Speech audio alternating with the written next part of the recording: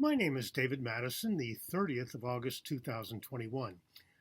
A week ago, my new book was published on Amazon, 10 Things Christians Wish Jesus Hadn't Taught, and Other Reasons to Question His Words. So now I'm doing a series of videos in which I'll describe what the book is about. This is episode 3.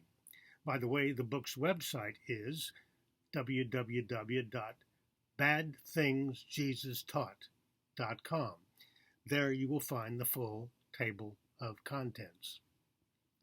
In the first two videos, I spoke about the challenges Christians face dealing with the words of Jesus reported in the Gospels. Please read everything Jesus said in the Gospels. It sounds easy, right? But in fact, it's a pretty bumpy ride. It's a lot tougher than people think. Now, onto the contents of my book. The first chapter is titled, Be Careful Not to Love Too Much. Now, Jesus never spoke exactly those words, and the church for centuries has worked hard to position Jesus as the greatest spokesman ever for love. One woman reacted to my Facebook posting about the book with this comment, Jesus was love personified, and she added a heart emoji. I think she is mistaken. Of course, we can see where she got the idea. Besides what priests and preachers usually say, we are used to art depicting Jesus in a very favorable way. For example, Jesus holding little children, based on his statement, as the King James Version puts it, suffer the little children and forbid them not to come unto me. Matthew 19:14. And it's commonly said that the wrathful God of the Old Testament gave way to the God of love in the New Testament, as if he got some anger management therapy between the Testaments. So in my first chapter, I invite Christians to look carefully at some shocking words of Jesus. This chapter is 10 pages long, and I discuss several Jesus quotes that are in fact alarming. The one that should horrify Christians, should make them gasp, is Luke 14:26. Quote, Whoever comes to me and does not hate father and mother, wife and children, brothers and sisters, yes, even life itself, cannot be my disciple. Unquote. Full stop.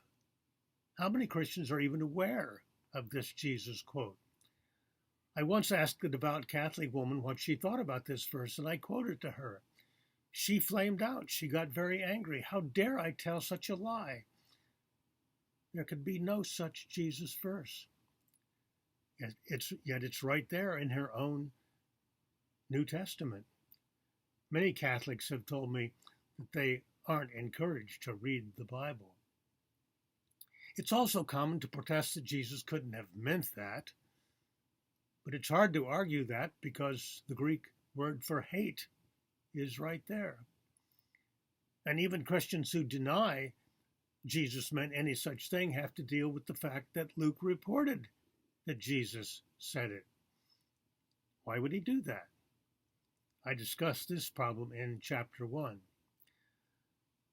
Some Christian translators can be sneaky about this.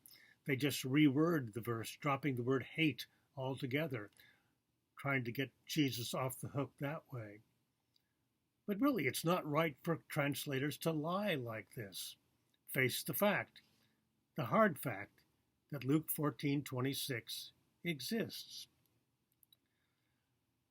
But the denial goes on. Somehow Jesus was trying to make some other point, people say. My response is, unless you are an expert on ancient Greek, the language of the Gospels, and Aramaic, the language that Jesus spoke, why should I trust your opinion?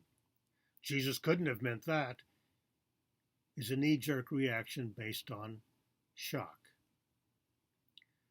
So the first chapter of my book deals with Jesus quotes that sabotage the common assumption that he personifies love. And there are 9 more chapters to come.